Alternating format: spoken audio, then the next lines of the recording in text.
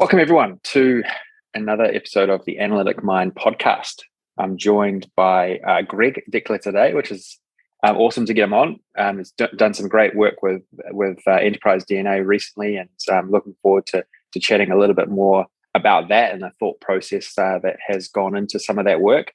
But Greg, welcome in. I think it'd be good to just maybe throw to you to just give everyone a bit of a background of what you do and what you're doing now. You're probably the busiest man in the Power BI universe in terms of the amount of stuff that you do. So yeah, I'd be keen just to fill the audience in on the vast variety of things that you're up to around Power BI and the Microsoft suite.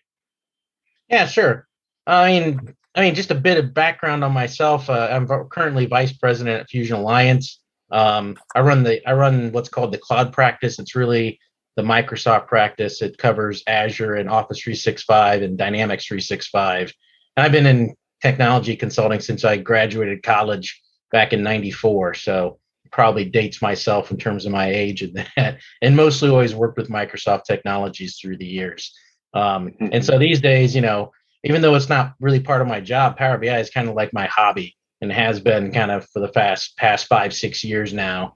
I've just kind of started out, answering questions in the forums, and then, Pact found me through the forums and wanted me to write books on Power BI. So now I got my 5th title that's going to be coming out with those guys, Mastering Power BI 2nd edition, written in conjunction with Brett Powell. Been a Microsoft MVP again for Power BI for the last 5-6 years now. I've been most recently, I've decided to start writing external tools. So, yeah, got all that going on. That's great. And what's when Power BI? Because obviously you're in the Microsoft universe, predating like when Power BI was re-released. What was your sense when you saw Power BI re-emerge for sort of 5 or 6 years ago in its current form? What was your feeling, within your business and just in terms of like where you thought things would go? I was on board with Power BI. I really saw a lot of potential with that tool set right from the start, and especially when they kind of relaunched it outside of SharePoint. I think that's really when it came into its own. I think that's what you're referring to, when it kind of started out as the power tools within Excel, and then you had that kind of SharePoint interface for publishing, reports and stuff too. And the Power BI Publisher, I think it was called back then, the original desktop. But man, when they overhauled that and got their own service in the desktop, it was like, you could really tell that this was going to be something special. And it was really going to compete with Tableau on a big way. So yeah. Did you know something was in the works, being really tied into that Microsoft community? I was just getting started back at that point, so I don't even know if I was an MVP yet, quite. Right. So yeah, so I didn't have much insights, but I don't know. It was just something that I've always worked with. I've always had a kind of an interest in data and worked with data and in data analytics and all of that. And just all the things that I could see Power BI solving. Because, we all at some point have had to, if you're as old as I am, you take some data, you paste it into Excel, you do a bunch of manual transformations on it, create some charts, and the ability that's the immediate thing that I latched onto in Power BI. I was like, oh, I only have to do this once. and then it's all automated. Yeah. But I was, to be honest, I was the same. I felt the same way, it was just, you could just tell that it was something, you could tell that Power BI with its own desktop and the online service, it was going to be something big at that point. It was just a superior tool to what had been there before. Yeah, absolutely. Yeah. And I'd suffered through all the, the SSRS and Crystal report and all of that stuff, over the years. So there was definitely that market, and Tableau, was an early entry into that in terms of kind of that self-service BI analytics type space. But you could just tell it was just ripe for an overhaul. And the way Microsoft attacked that problem with it, and really the biggest thing that surprised me about Power BI, I went back in those days, because it was revolutionary, I think, for Microsoft, was just that whole agile methodology and releasing a new product every month, right? I mean, because we were all used to, okay, every 3 years we go out and Microsoft releases a whole new tool set and we go read about it, learn about it, and learn all the ins and outs. And this was, this was radically different. And do you think that was just because that was what the competitors were doing, and they felt like they needed to do that? They sensed that the market expectations had changed. I mean, either that or somebody really smart at Microsoft, like Arun or somebody like that, got into a position of power to implement his will. And that's what he wanted to do. I don't know what the backstory on it, behind all of that is, but I really think the Power BI team was the first team. I think it revolutionized a lot of things at Microsoft, and now you see more and more teams at Microsoft acting like the Power BI team back in those days. Rapid release of features and products and all of that. So. It's amazing. Yeah. But it takes a lot as a consultant to keep up with it all. When you have just the breadth and scope of everything that's going on in Azure and Microsoft 365, and and everything is changing every month. It's a lot to keep up on. Yeah, definitely. So let's move on to. I'm keen to learn a little bit more about your journey through the external toolbar, and because the external toolbar didn't even exist up until, I would say, maybe like a couple of years ago in Power BI. It was really highly thought of when they released it. Everyone thought, "Wow, this is going to be huge." Being able to bring your own ideas and offerings to the Power BI development space, very much like an Excel add-in has done.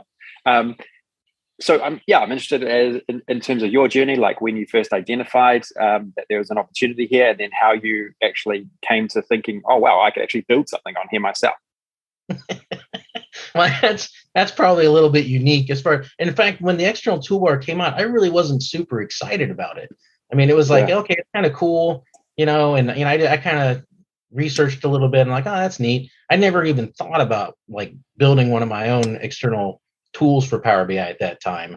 And I thought it was neat. I could, okay, now I don't have to launch DAX editor and then figure out like, what my port is for my analysis services, that, go through all that rigmarole we used to have to do, and now I can just launch it and it connects automatically. That's great. And I had maybe 2 or 3 external tools installed: Tabular 2, DAX Studio, and I think ALM Toolkit, right? The 3 big ones that I would say back at that time. But really never ever considered writing an external tool. It'd been literally a decade or more since I had actually done any like real, what I would call hardcore Windows development, right? I mean, back in the day when I first started with when I got out of college, I kind of split my time between doing development and infrastructure. But it'd been at least 15 years since I'd done anything, actual real development, what I consider real development, outside of scripting languages and things like that. So it was, but then I had this idea for a blog article that was total joke. And that's what actually led me down the path to writing my first one, because I realized in order to write the blog article and make it funny, then I actually had to write a tool, to go along with it. It was part of the joke, right? Which was all around like, oh, Microsoft's never published any of my quick measures, from the quick measure gallery into the quick measure tool, and this and that, and complaining about it essentially, and just being very juvenile.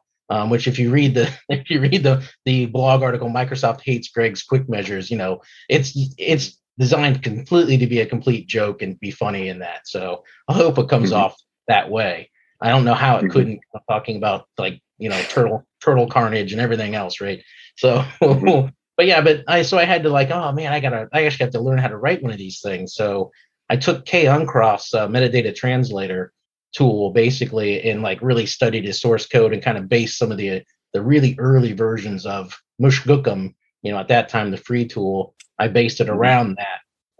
But yeah, hats off to Kay for that tool and making it open source, even though I'm not going to get into the whole open source versus proprietary software debate.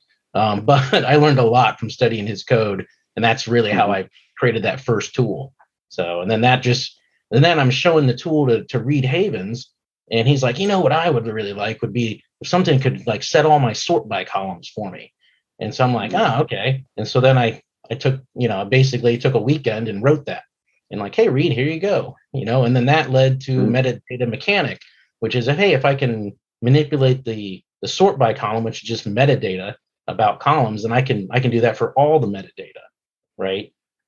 And then, then the two most recent tools was just trying to identify pain points. And one of the pain points is, hey, there's all these external tools that people have developed, and there's more and more and more of them, and you're going to run out of space on your toolbar at some point. And you can't really group them or sort them, order them, the way you want to. So that's where Conductor came from, right? An external tool to manage your external tools.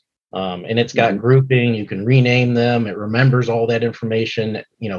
If you reinstall the tool or anything like that, it remembers your sort order and all of that sort of thing. So, just filling a gap, it's kind of identifying that. And then the last one, DAX editor. I mean, the people have been complaining about the DAX editor in Power BI Desktop for, since it was released pretty much. And so that was like, there's an opportunity to build something just simple, streamlined, that it's not nearly as sophisticated as like Tabular Editor 3, but, it doesn't have all those bells and whistles. It's just designed just to do DAX editing. And that's kind of how I approach my tools. It's like everybody seems to want to build like this single tool that does like 50 different things, right? And I guess I think differently about that. I'm like, I'd rather have like have a tool and just have it do one thing really well, and it's specifically designed for purpose. It's you don't have any kind of bloat or anything around it. When you want to use it, you launch it and there you go. And not just it's kind of weird. Some of these tools, they have like, 5 or 6 different things they do, and they don't relate at all to one another. It's just, hey, here's some functionality. So I don't know if that's the right philosophy or not, but I tend to think complexity is evil, so I try to avoid it. Yeah, nice. And so how were you surprised at how much you could manipulate, like within the Power BI environment, or did you always have an idea that this was becoming more open, like what particularly Power BI Desktop? Yeah, I mean, the thing that I'm both I'm impressed by what they've allowed you to do, but I'm also disappointed in that like there is still no Power BI Desktop API. There's no automation API for like the desktop, like you have in Office, right? You always had that Office API, and it allowed you to do automation and create Word documents and all of that sort of thing, kind of on the fly, and automate pretty much anything you'd ever want to in like Word or Excel or any of that stuff.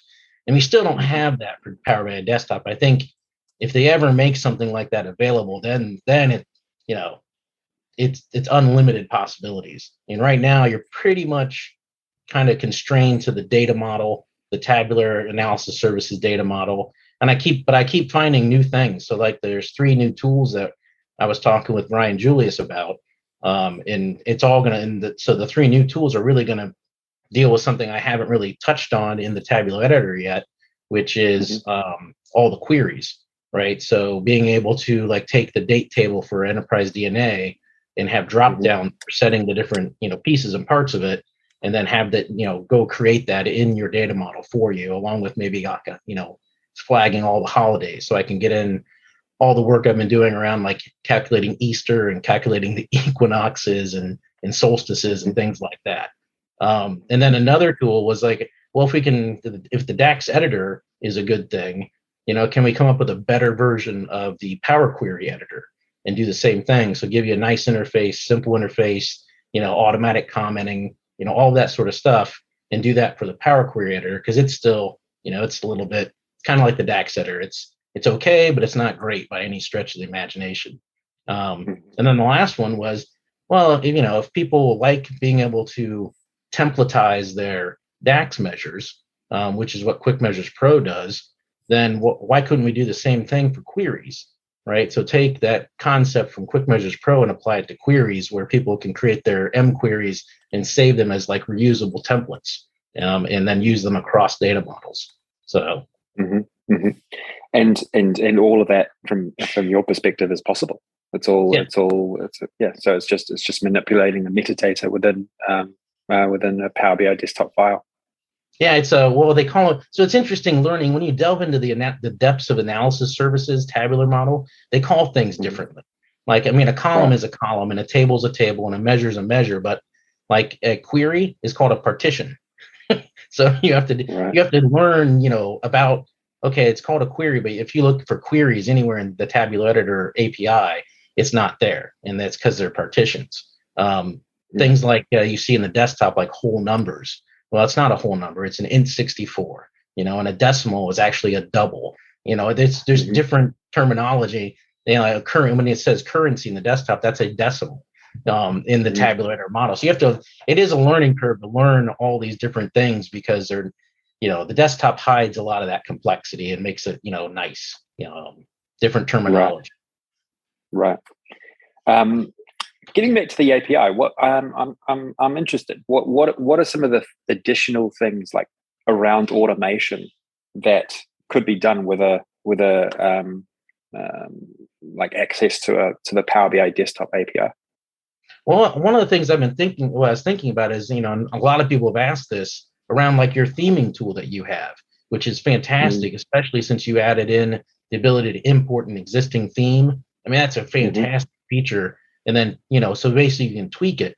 Well, it'd be nice if you could actually see what the tweaks are within like actual visuals. You know what I mean? If you had something like a Right. desktop API where you could automate that and apply that theme and kind of automatically build some visuals and show them dynamically, then that would be super powerful, I would think. And I think a lot of people would like that. But it's kind of, you really can't do that. You almost have to come up with like, well, I'll have to use some other graphics package and show like, create a bar chart or a column chart and then sort of apply those colors. But it's not going to be the same as if it was actual real Power BI that you were, manipulating those visuals dynamically from an external tool. I think that would be super. That would be one. That's the very first one that I thought of. That like it would solve that problem. Right. Well, do you think, like, is there the possibility to actually embed the logic in that theme editor into an external tool? So you could actually build the theme within the external toolbar rather than actually having to go to a website? Oh yeah, I think that. And Brian and I kicked that idea around. It's like, okay, we could build that into an external tool, or do we just link out to the theme editor? Because you Yeah. can do like, open up Edge and open up the theme editor. And I Yeah.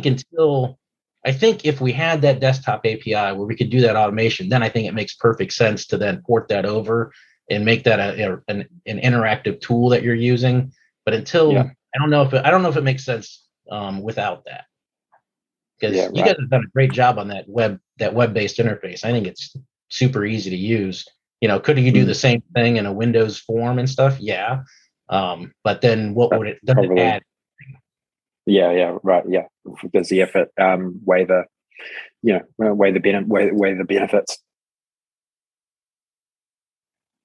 Nice. And so I mean, you mentioned a few cool ideas that I totally agree with of some other tools. Is there anything, well, what are some other ideas? Like what I guess there's just so much more that you can do than most people would ever dream of. What are some other ideas? And I'll give you a couple of things that pop up to my mind, because Yeah. one of our latest things internally at Enterprise DNA has been, it's all about automation. Is trying to automate every part of development. And three things sort of stick out to me that still could help with some automation. One is having design templates for your report. So being able to import a template. So choose from a range of templates and be able to import those. And be able to maybe like click through different templates and see, okay, do I like this one? Do I like that one? There's ideas like this around the web, and people have tried to do it, but still, to me, it hasn't been executed that well. So it's sort of taking out the ambiguity around design. That's one thing that I think is big. Icons is another one. Is getting high quality icons automatically into your reports and your visuals. That's the other big one. And then the last one was something around modeling, automating modeling in the back end. Modeling is sort of like there's no set rules to modeling, but I think that there needs to be some sort of best practice guidance that you give to users. And the reason why I think this is a big thing is I just continue to work with our customers and people that we train, and even questions on the forum that we see all the time. And over 50%, maybe 75% of the time, the biggest issue is the model. It is the model which is the problem. There's just so much. I just think it's the hardest thing to learn for a novice user is really understanding how that model works. So those are my three. But I definitely am interested in one, what you think of those, and some of the other ideas that you've got. Yeah, I don't know if I love the idea of the design templates in that, because I think a lot of people, I'm not a graphic designer. You can probably tell from my tools. They're the UI is very simple, and it's not flashy or fancy or anything like that, or I wouldn't call it particularly slick. And I'm going to improve on that stuff, incrementally over time, but I'm not a UI UX guy. And so, but I love so I would love to have a tool that would help me with design. But I don't know if we're going to be able to solve that, because I think the right way to solve that is you kind of pick your template and then it goes and builds those design elements within your Power BI desktop file, which I think is going to require it's going to require a desktop API so you can automate, the creation of elements within a report. But we'll see, because the other way that people have tried to solve it, right, is Power BI template files. Where they implement the design or whatever, and then you just base your report on that template, which works. It's okay. It's not a great solution. It's not a terrible solution. The icon sets, I've heard that come up before, and I've been kicking around exactly how that could be done. There's some great icon, free icon that are out there. So it'd just be a matter of how do you implement that into the Power BI stuff, and then the modeling is another good idea, and that one actually would be doable, I think, because you can create partitions or queries, right? And you're right. I mean, a lot of the times I see somebody's trying to create some crazy complex DAX measure, and it's like, dude, just unpivot your columns, and then it's a simple sum. Yeah, I know. Well, it's like I was working with a customer, and they were like they had like 40 tables in their model, and then they were writing the most complex DAX formulas, like one after the other.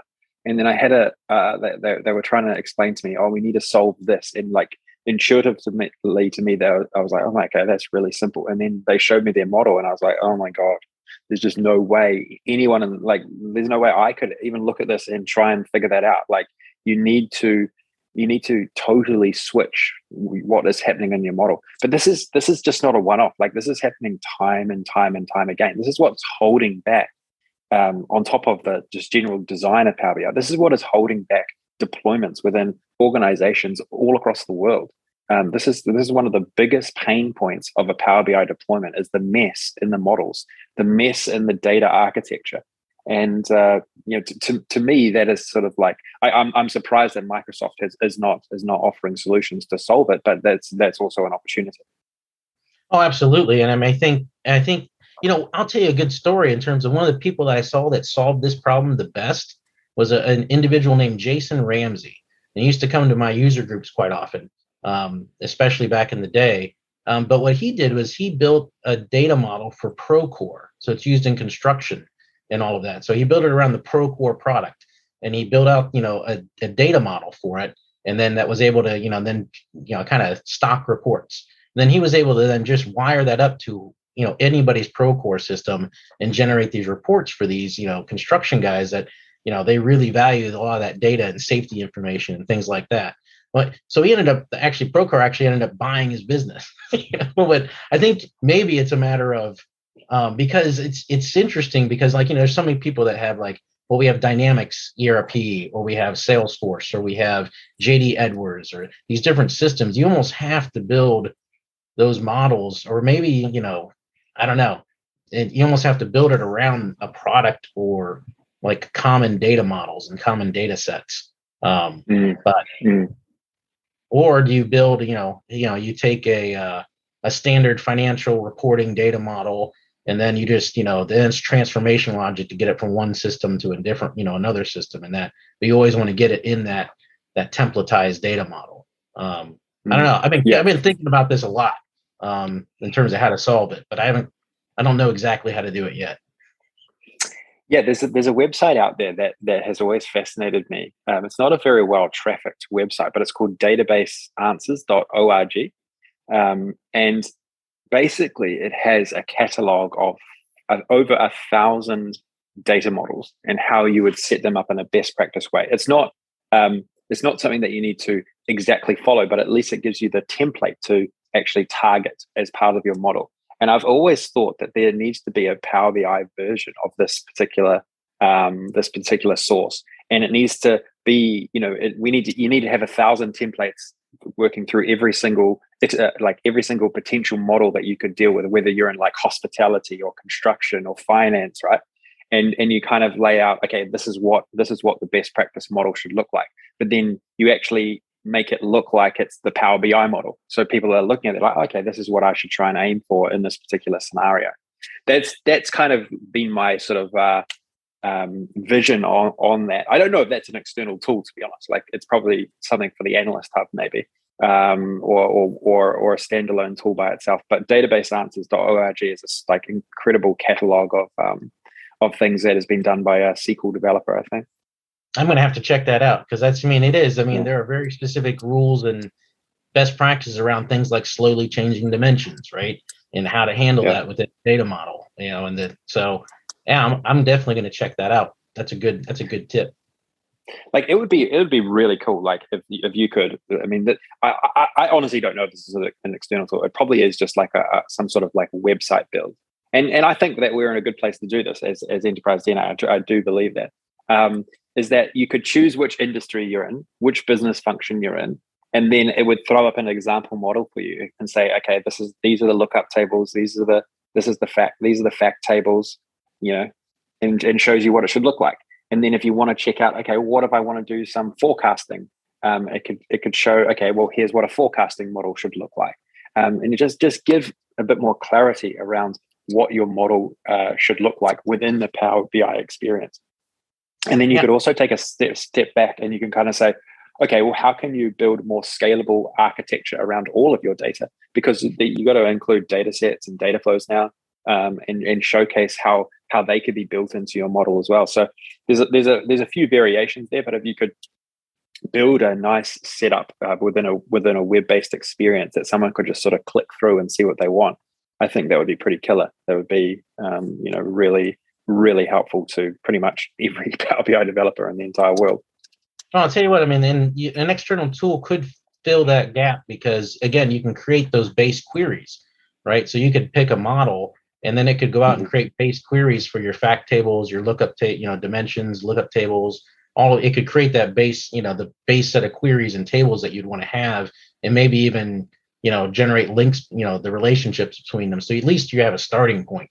And then you can go in and modify and link it to your own data sources and things like that. But it absolutely, that could be done. The other place that I think external tools, that there's a place for external tools, or maybe if they're just web-based tools, but the other big API that we have out there is the Power BI Service API. And using and building out administrative tools, or even like tools for, like, right now you can create a deployment pipeline. You create a workspace and you tie it to the deployment pipeline. You create the next workspace. Well, why not just have a button? You say create pipeline, and it goes out and creates all those 3 workspaces in the pipeline automatically for you. Again, back to your automation comment. So, I think there's a ton of potential around the Power BI Service API and building external tools or some kind of tooling around it. And I don't think there's a ton out there. Yeah, but again, I was just automation. I don't know if it has as big of a market, because probably that would play more for like Power BI administrators, which, there's probably one Power BI administrator for every, 100 analysts that are out there. Yeah, look, I agree with that. But the more that I have dealt with customers and and challenges with internal deployments with organizations is that much more. There actually needs to be much more focus at that administrative level. Like, I think, and this is a sort of a personal view that's evolved over time, is that so much effort is put into learning DAX and and creating visualizations, learning a bit of Power Query. But if you do that in isolation within an organization and everyone's off doing their own thing, you have suboptimal deployments of Power BI. Like that's just the reality, right? Like unless on the flip side, if you are more build a lot more sort of strategy around these architectural type things in your deployment, the models that you build, the report templates that you use. Like if there is just a lot more planning and strategizing around how to do this, it makes everyone's life easier, and it also just overall makes the deployment just like 5 times better. That is the conclusion that I've come to sort of multiple times over. Yeah, you're absolutely right. I mean, it's like we're reliving the lessons learned from SharePoint all over again, right? I mean, SharePoint was very much the same way. The departments went off and did their own thing, and it was just a mishmash of stuff. And there was, then Microsoft got on, bent on all the governance. Yeah, we need governance for SharePoint, and exactly all the stuff that you talked about. We need these controls around it. And then there was a huge governance movement within SharePoint. It solved a lot of problems. And I think, Power BI to a certain extent is somewhat similar. Like, and part of it's because of how Microsoft, they went after the end users first, right? They didn't even have like a real enterprise solution at first until they came out with Premium, a few years later. But they really promoted, it to the citizen data scientist, citizen business analyst to just go out there and build stuff. And so I think there's I've walked into a lot of Power BI deployments they remind me of early SharePoint deployments. It's just a mishmash of everyone doing their own thing. Yeah, right. And I'm interested, like, how have you advised to correct it? So what have been the key things that you've talked to those customers about to improve what they've started? Yeah, I mean, so as a consultant, you always have to be careful about calling somebody's baby ugly, right?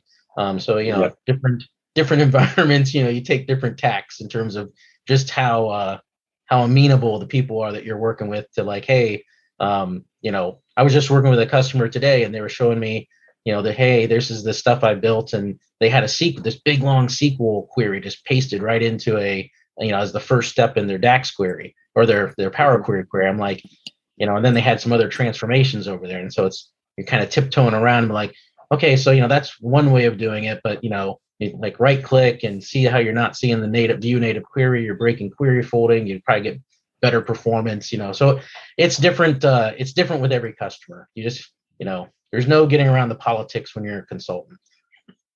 Yeah, right. And so what with your consulting work, what does most of the engagements look like?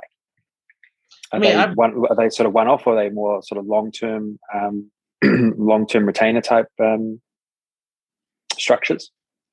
Yeah, so for me, actually, so we have Fusion Alliance has a whole strategic data management practice. So really a lot of, that kind of work and that goes on in that practice. I get called in a lot of times for like my Power BI expertise. So, and a lot of my engagements are exactly what you're talking about around the governance. It's like, hey, we know, and it's always nice when the customers are coming to you like, hey, we know our baby's ugly, and we want you to come in and take a look at how ugly it is and tell us how to fix it, right? And so those engagements are going in and kind of, assessing what's there, and then saying, okay, you need to do, and creating a roadmap of, here's current state, here's what you want as future state, and here's your roadmap on how to get there. I get involved in a lot of those kind of engagements within Fusion Alliance. Mm-hmm. And what are the biggest, like, as a whole, what are the biggest recommendations you give around improving what they've got right now to getting it to a really optimal state? Yeah, I mean, a lot of it involves, you'll go into environments and they've got every tenant setting turned on for everyone, right? And you're like, ooh, that's not best practice, right? You should turn, you should exclude everything you can. And if you are going to enable something, just enable it for one security group and then control that, because you'll have, individuals listed, in tenant settings, it's allowed for this person, that person. It's like, you shouldn't be doing that, so there's those kind of recommendations. And then a lot of it ends up being around security and workspaces. And you go into, and they'll just have, they'll have individuals listed as permissions within a workspace, right? And it's like, no, that shouldn't be doing that.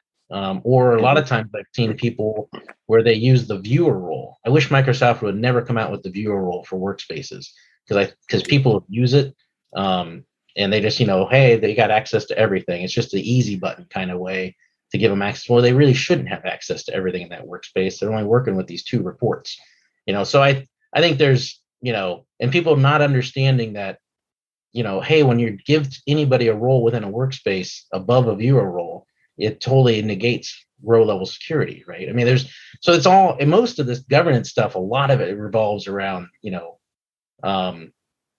organization of content, who's allowed to do what in what workspaces, and security is a huge aspect of that. Right. Anything around the data architecture? Like, do you sort of look into a particular workspace, see if there's tons of overlap in terms of data into various different Power BI reports, and then do you work out, okay, well, this could be a Power BI data set, this could be a data flow? Like, is that a big part of it as well? Yeah, you're absolutely right. There's a lot of that goes on, and part of that is Microsoft didn't have great solutions for that until, like, they came out with the direct query for Power BI data sets. That solved a huge issue that I saw on multiple different customers, especially larger enterprises that wanted to be able to reuse models, but just needed additional, to be able to tack on additional things. Or we have this great data set over here and this great data set over here, but we can't merge the 2 because we only can connect to one on via direct query at a time, that kind of stuff, or via live at a time. So that solved a lot of that. But yeah, you see that all the time because, back, in the early days of development, or if you're kind of not paying attention, don't have good governance controls in place, okay, we developed this data set over here. Well, I'll just copy my queries from over here and create a brand new report and then copy those queries. Now you've got the data duplicated in 16 different places, right? Versus having the mindset of, hey, let's build this once and reuse it on multiple reports and connect live back to a master golden data set. So I'm always, usually part of the recommendation coming out of that is, hey, you've got data sets scattered all over the place. And what you want to get to is, I call it the golden data set. You want to build one data set that has everything that at least for a particular business function like sales or marketing or something like that. And this speaks really well to like mastering Power BI. It's the same, it has the same mindset. It goes down and shows people, here's the best practices on how to do that, and exactly what you're talking about in terms of have that governance and that data modeling mindset where, ideal case, you have one Power BI data set that services everything. Yeah, no, you're right. Yeah, I couldn't agree more. Like a lot of this has been brought about because the tools and the techniques to solve it weren't there before, right? Like, I've only been around for sort of 2 years, and everyone's been using Power BI for 4 to 5 years, and so everyone just dealt with what they had at the time. What do you see as the best strategy? I'm really interested in your take here. The best strategy for getting everyone to a wide variety of people to build reports themselves. Do you feel like everyone should be building reports within the Power BI desktop experience, or you should have your power users building up the data sets within Power BI desktop using that environment, but then having the ability for even everyday consumers or sometimes analysts to be able to create it within the Power BI online experience? That's a great question. I definitely believe so. I think of it in terms of corporate BI, self-service visualization, and then self-service BI is the way I kind of group them. So corporate BI is basically all reporting and all data modeling is owned by corporate IT. And then in self-service visualization, it's the data models are owned by corporate IT, and then the visualizations are built by the business. And then the last one is obviously the business owns the data models and the visualizations. I'm a big believer in the first two, and especially corporate BI. It just be probably because I have that infrastructure, that old school IT mentality. But I definitely believe that the data models should definitely be owned by corporate IT, by professional data modelers, which most business analysts are not. That being said, there's different philosophies and different companies have different needs, right? But I am a big believer that, because you're right. I mean, the data modeling is really the hard part. Once you get the data model in place, and have it clean, it's really building visualizations is not overly difficult. It's click, next, finish, but it really takes, I think, somebody that knows what they're doing in a large part to build those professional kind of data models. I don't know if I answered your question or not, though. Yeah, no, look, I think you make some really good points, right? Because a data model these days, and this is how I see it now, a data model is not in isolation. A data model itself is not as important as the data models across our workspace. So you need, like, in my view, you need to plan out the data models within a workspace that roll up to each separate report. Because there's data, like if you think about what a workspace is, there's probably a vast majority of tables which are common across like a lot of the reports that you might have in a workspace. So it's thinking about how an individual data model works in context with the rest of your workspace, which I think is what needs to be somehow planned out and governed from a few key people. And then if you do that right, then I think it opens up more opportunities for more people to actually create reports, because everything's sort of optimized in the back end. And then you can use Power BI Desktop, but you can also, if you have the right templates and the right themes, you can actually quickly throw up a report in the online service, which can be easier for the everyday user who might not want to get too involved in creating measures and creating new relationships or those sort of things.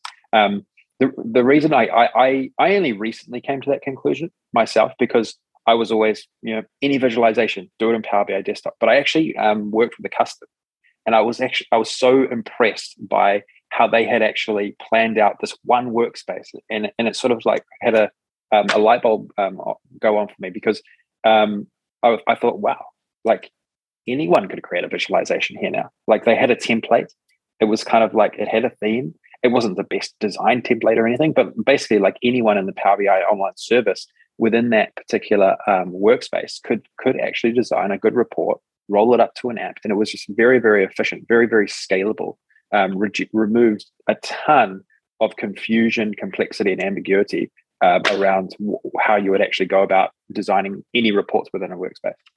Yeah, I think if you get the data model and have the golden data set or golden data model or multiple golden data sets, then it really doesn't matter to me if you develop the reports in the service or in desktop. Either way, you're still connecting to that golden data set and creating, doing that. Now, that said, self-service visualization, in my opinion, this, it throws up some concerns around some of the recommendations that are out there, some of the best practices that are out there. Like, for example, the one that I keep coming back to, and I'm gonna create a video on this because I have like the measure totals, the final word is measure totals, right? Everyone says don't use calculated columns, use measures.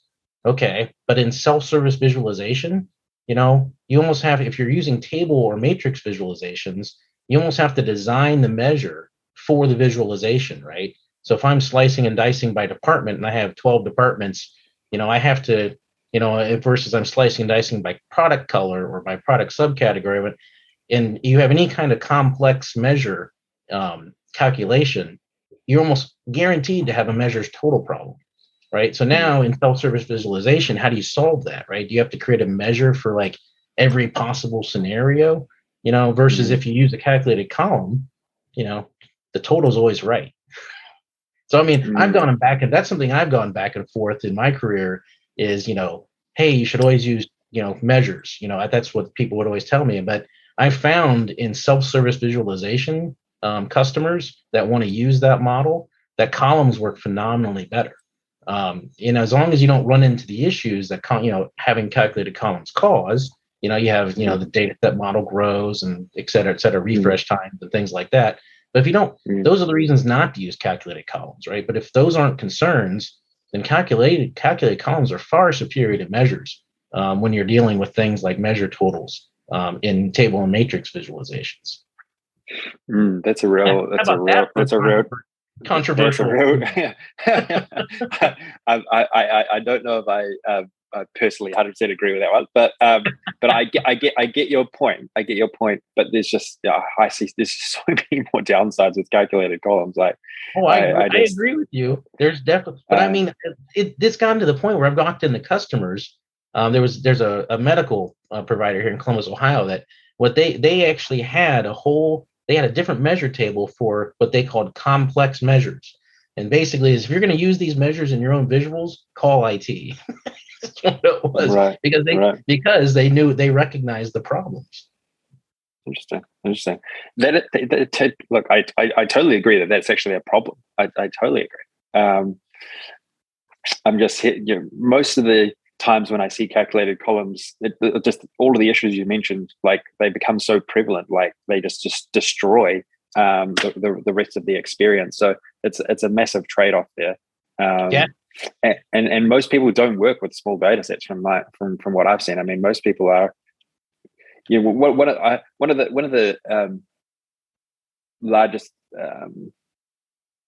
errors I see that a lot of novice users or newbies use is they actually try and place everything into one model. And so every decision you make around calculated columns and measures and relationships, it just has this like compounding effect. And so, I just don't see it regularly enough where a model is so simple that a calculated column, it's rare. It's rare that I see that. So that would be my only concern there. Anyway, I want to just switch to your books. I want to learn a little bit more about your books and enable you to do a bit of a plug for your books, because I know we're sort of winding down the hour here for our session. So tell us a little bit more about your current book that you're working on and releasing, and then maybe also just a little bit about your older ones and what's in them and what everyone can learn from them. Yeah, absolutely. So, mastering Power BI, it really fits in well with what you're talking about in terms of it's a book. It was originally written by Brett Powell, wrote the first edition. So I'm updating it to the second edition. And it really speaks to Power BI and how you implement it in any enterprise and provide the right governance and the best practices around that, right? It very much is focused on that topic versus like a self-service BI or something like that. So it's really written for the enterprise and how you implement Power BI, quote unquote, correctly, with all the right governance controls. And, it talks about all of that sort of stuff. And it has a lot of, it's got paginated reports. It's got a whole chapter on paginated reports, whole chapter on, data gateways and how to plan data gateways and, what your strategy should be and where you're going to do your data gateway placements. And it's really much more of it's almost, it's not like a cookbook where it's like giving you specific instructions on how to do something. It's telling you why you should be doing things the way you should be doing them, not necessarily how. Although it's got some how in it as well, obviously. But that's the Mastering Power BI. It's going to be a great book. It covers so much ground. I think it's going to be one of those like 1,000-page monster books because the original was like, already was a big, and we've added a ton of content into it and really updated. So it's and Brett's been great to work with. This is the second book I've worked with because the one I wrote before this, well, no, it was 2 ago. But the other one I wrote with Brett was Power BI Cookbook, which is more of how, right? Here's recipes. Like if you want to build a paginated report, here's exactly how you step by step. Here's how you build a paginated report. Or if you want to implement Power BI deployment pipelines, step by step, here's how to do it. So it's almost like you can think of Mastering Power BI and Power BI Cookbook as almost kind of companions. This is more of the why, and this is more of the how. And then the other books I wrote are completely different from those. Though my favorite has always been DAX Cookbook because it basically is recipes for DAX formulas, right? And it takes it not from a theoretical perspective, but it says, okay, let's take a look at the manufacturing industry. What are some common KPIs in the manufacturing industry? and then presents sample data models and then the actual DAX calculations on how to calculate things like mean time before failure and these very common metrics in HR and in marketing and all these different things, net promoter score, all that sort of stuff. And then the other book, the first book I ever wrote, and I just came out with the second edition of it in February, was Learn Power BI. And it's written from a completely different perspective. It's written from the perspective of a business analyst trying to learn Power BI. And so it takes them, basically it follows Pam is the business analyst, and I actually work with the real life Pam, by the way. Right. It's an actual person. Right. And they build this one report. And so the entire book is all about building just, one report, essentially doing one thing, but it takes that user for all the way from planning the Power BI project to data ingest, to the DAX calculations, to building the themes and the template report pages and all, it takes them, and then publishing it to the service and distributing it. So that's that one. Those are the books I've written. Yeah, that's cool. I don't know, honestly, I don't know how you have time for anything else, but that's pretty amazing to be able to say that you've authored five books, is it? Yeah, this will be the Mastering Power BI, but technically the fifth. I don't know how people rank books as far as second editions, if those count as like a full book or as like a half book. I don't know, but I just count them as a book. It takes me about the same amount of time either way. Yeah, I mean, you have to go and update all the images and all that. I mean, it's basically the same time investment, isn't it? Oh, it's crazy. Like, I mean, especially the step-by-step books like Learn Power BI. It's I shudder every time Microsoft comes out with a major new update to the UI. It's like, oh, that's going to have to be changed in the next edition.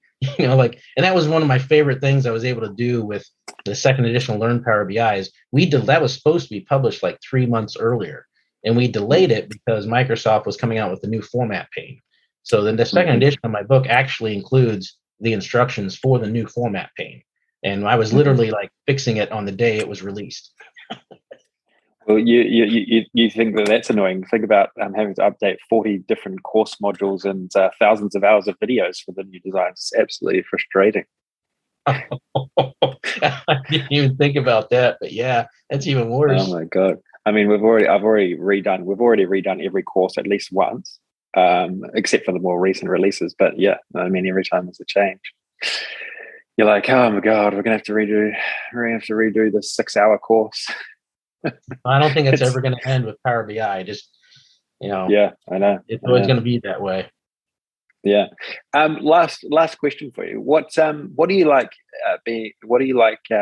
as being part of the MVP community the most? Well, I would have said the in-person global summits, but we haven't had one of those in like 2 years. But no, we had a really fun, and I can't talk about it. That's the worst part about being an MVP is that you have some of these great interactions with other MVPs in the product groups, and you can't talk about it with anybody because it's all NDA. But we had a really lively, fun discussion with the product group on something that they're doing that I can't talk about. But it was, those are the fun conversations when you actually get to give real feedback back to the product group. And MVPs are generally not shy about expressing their opinions. And by and large, and this was we just had one of these conversations with the product group about some things that they're doing in the product, and there was a lot of feedback. Let me put it, just put it there. But that's where and everybody's respectful, but it's like but everybody's got their own opinion about whether this is a good idea, bad idea, and those are the things that I have a lot of fun participating in because it's really you'll get Marco Russo on there or Alberto Ferrari, and they have very strong opinions about what they think, and it's just fun to listen to those guys and get their perspective. And everybody's got, people bring perspectives that it's like, oh, I didn't even think about that. So because everybody's got different customers and everybody's got different needs. Like your example is, you deal with large enterprises and very complex data models and that. But I don't know what the percentages are, but I would bet you the single table data model probably is the largest percentage of Power BI data models that's out there, but you don't deal with that stuff.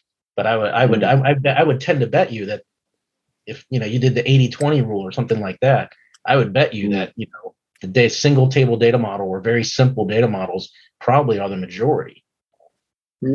No, I haven't really ever thought that, because I've always thought that you at least need a date table. So there's usually always always two. But no, that's a good point.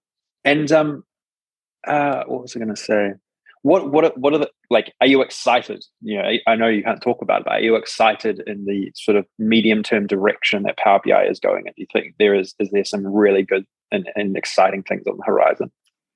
Yeah, I think the biggest thing that's exciting to me is that it doesn't seem like Microsoft has a tendency, like sometimes they have a tendency, like any vendor, any software vendor, if they get ahead in the market, right, they have a tendency to kind of rest on their laurels and, basically, okay, we're the market leader and, blah, blah, blah, and we don't really need to, it doesn't seem to me the Power BI team is thinking that way, or Microsoft these days either, right? Whether or not I think they're continually approaching it from the perspective that they're behind, that they're the startup, or from a perspective of they know that some startup can come out of nowhere and just disrupt the entire market, right? And come out with something brand new. And I think because it's happened so many times, especially you look at look at Uber and these other companies that have just come in and just totally blown up an existing market that everybody thought was stable and nothing was going on, and the market leaders were they're like, we don't need to make this easier for our users or do anything to improve the product. I just don't think that's the most exciting thing for me. I think is that I don't get that sense at all from Microsoft and the Power BI team or anything like that. Now that said, the disappointing part about it is I know I'm going to have to update my books and videos and everything like that because things are going to change, right? So yeah, right. And where do you think we are in the Power BI wave? Like, do you feel like there's just so much more room to grow in terms of adoption out there globally for businesses in Power BI, or do you think that we're getting closer to maturity of acceptance of Power BI as a tool? I say, and this may be, you may disagree with me on this, but I think there's a huge untapped market for Power BI. I mean, if you really look at Power BI, it's a complex tool. Like, how many people open up Power BI and are like, and I know of a few people personally, they've opened up Power BI and they're like, nope, I don't have any idea what to do. Close, right? How many of those people are out there that, and you mentioned data modeling is tough, right? If you start getting any kind of, real data modeling, DAX calculations are tough. There's a learning curve. How many people are out there that aren't willing to, go up that curve, right? I bet it's huge number. I don't know what that number is, but I guarantee it's more than the entire Power BI user base today, probably by double, would be my guess. So what if I think Power BI, what can be done with Power BI Desktop to make it easier to use, whether that's Power BI Desktop itself or Power BI itself, Microsoft, or it's through external tools. I think there's a huge upside potential to tap into those people that they don't want that huge learning curve. Like they want something more level. And if you really look at it, it's hard from and I think about this stuff because I've been working with it for so long. Things are just like second nature to me. A lot of this, and I've had 5 years to absorb what Power BI is now. But think about somebody that's just now getting into Power BI, right? And all the different licensing options, right? That we never had. They were incremental one at a time, and these features were incremental, a few at a time. But now you're coming into the ground floor, and it's just all hitting you at once. That's got to be daunting, I think. Yeah.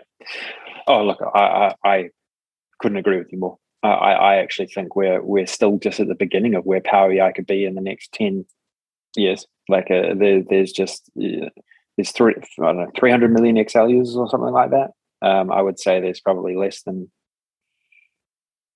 5 million Power BI users, probably even less than that.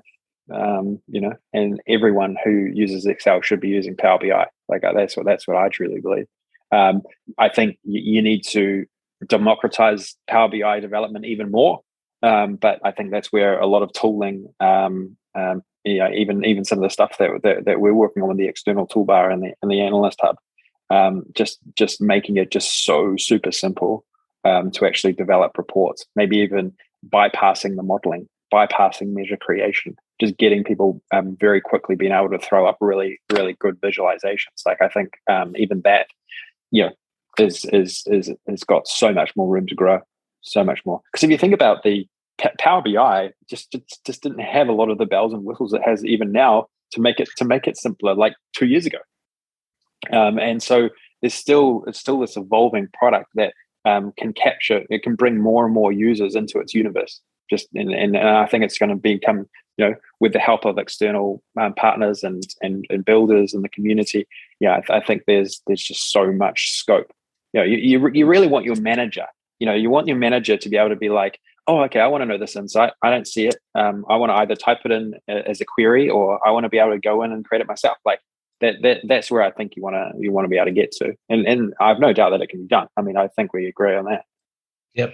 Yeah, I mean, that distinction between Excel users and Power BI users, that's a good one, Sam. What if Power BI desktop was as easy to use as Excel? I mean, there's just something intuitive. Maybe it's because it's been around for so long, but there's just something intuitive about, thinking in terms of cells and rows, and there's an address for every cell. When you get into DAX, it's like you can't think that way. It doesn't work that way. You got to think about filtering down to a certain row and then selecting a column in that. But what if you could make it as easy to do, as an intuitive as Excel? I mean, that would, think of how many more users that you would have. I believe you can make it more intuitive than Excel. You just have to automate a lot of the